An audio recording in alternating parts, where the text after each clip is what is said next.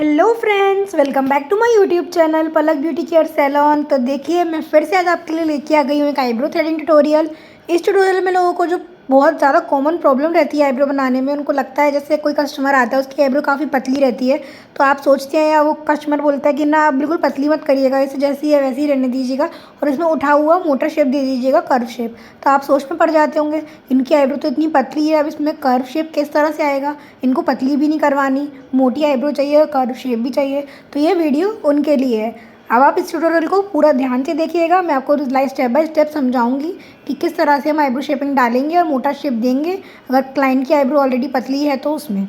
चलिए स्टार्ट करते हैं। उससे पहले जिन जिन लोगों ने भी मेरा चैनल सब्सक्राइब नहीं किया है, प्लीज़ जाके सब्सक्राइब कर लीजिए, क्योंकि आपको पता है ना, मैं रोज़ ऐसी अच्छी अच्छी ट्यूटोरियल आपके लिए लेके आती हूँ और कल भी लेके आऊँगी, तो आपको नोटिफिकेशन उसका मिल जाएगा। तो जल्दी से जाके सब्सक्राइब कर लीजिए। चलिए स्टार्ट करते हैं हमारा आईब्रो थ्रेडिंग ट्यूटोरियल। आइए। सबसे पहले आईब्रो पतली हो या मोटी हो, किसी भी तरह की आईब्रो हो, मैं हमेशा बोलती हूँ आप सबसे पहले एक्स्ट्रा ग्रोथ निकालने से स्टार्ट करिए। एक्स्ट्रा ग्रोथ भी हम सबसे पहले नीचे की तरफ से निकालेंगे, जिस तरह से मैं कर रही हूँ। जो भी एक्स्ट्रा बाल थे इनकी आईब्रो के, मैं उसे ही क्लीन कर रही थी सबसे पहले, जिससे मुझे जो गाइडलाइन है आईब्रो की वो क्लियरली विजुअलाइज हो जाए और उसके बाद मैं ग्रोथ में एंटर करके इनको जैसा शेप चाहिए मैं वैसा शेप दे पाऊँ बिना आईब्रो को पतली किए। आप देख रहे होंगे कि किस तरह से मैंने इनके नीचे से आईब्रो में शेपिंग दी एक्स्ट्रा बाल क्लीन करके।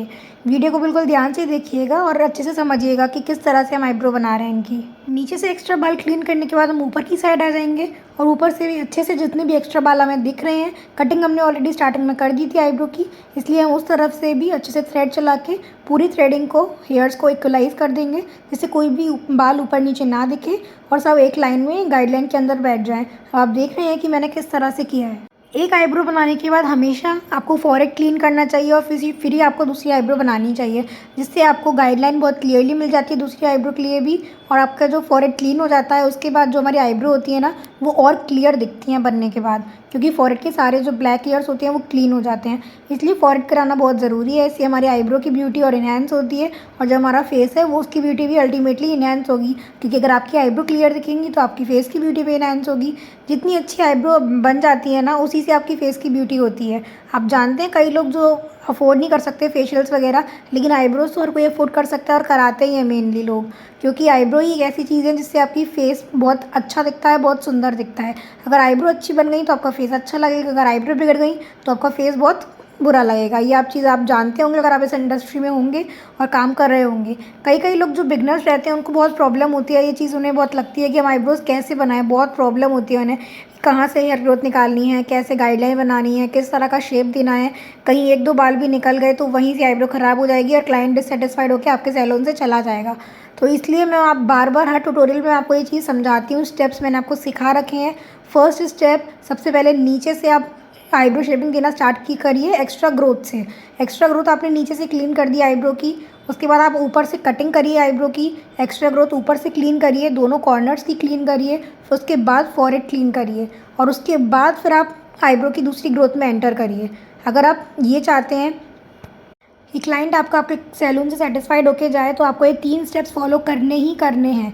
पहला एक्स्ट्रा ग्रोथ क्लीन करना, दूसरा फॉरहेड क्लीन करना, तीसरा फिर आईब्रो की ग्रोथ में एंटर करना, फिर चौथा फिर आप दूसरी थ्रेडिंग बनाइए, फिर दोनों को मेजर करिए और उसके बाद फिर दूसरी थ्रेडिंग की ग्रोथ में एंटर करिए। उसके बाद मिला के देखिए दोनों को, अगर आपको दोनों सेम लग रही हैं, अंतर लग रहा है, उसके हिसाब से आप उसमें चेंजेस कर दीजिए। लेकिन आपको ग्रोथ के अंदर तभी एंटर करना है जब क्लाइंट की आईब्रो थोड़ी मोटी हो या क्लाइंट चाह रहा हो थोड़ी पतली करवाना।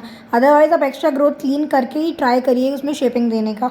नहीं कर पा रहे हैं तो मैंने ऐसे बहुत सारे ट्यूटोरियल्स और डाले हुए हैं अपनी आईब्रो थ्रेडिंग के, हर तरह के शेप के, हर तरह के ट्यूटोरियल्स, तो आप जाके वॉच आउट कर सकते हैं उन्हें और सीख सकते हैं कि हम किस तरह की आईब्रो किस तरह से बनाते हैं। और वैसे ही आप अपने क्लाइंट पे अप्लाई कर सकते हैं उनकी आईब्रो देख के कि किस तरह की आईब्रो थ्रेडिंग है उनकी, किस तरह के शेप वो चाहते हैं। उम्मीद है आप समझ गए होंगे और सीख पा रहे होंगे कि मैं क्या कहना चाह रही हूँ।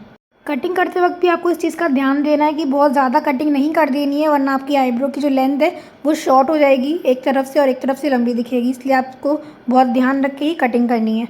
अगर आपको ये वीडियो ट्यूटोरियल पसंद आया हो, इससे कुछ नया सीखने को मिला हो, तो मेरी वीडियो को लाइक ज़रूर करिएगा। चैनल को सब्सक्राइब करना बिल्कुल मत भूलिएगा गाइस, क्योंकि कल मैं फिर से आपके लिए कुछ अमेजिंग सा लेके आने वाली हूँ। देखते हैं कल मैं आपके लिए क्या लेके आती हूँ। चलिए जब तक सब्सक्राइब कर दीजिए, नोटिफिकेशन आइकन प्रेस कर दीजिए। मिलते हैं कल नेक्स्ट ट्यूटोरियल में। Till then take care, bye bye, जय श्री राम, राधे राधे।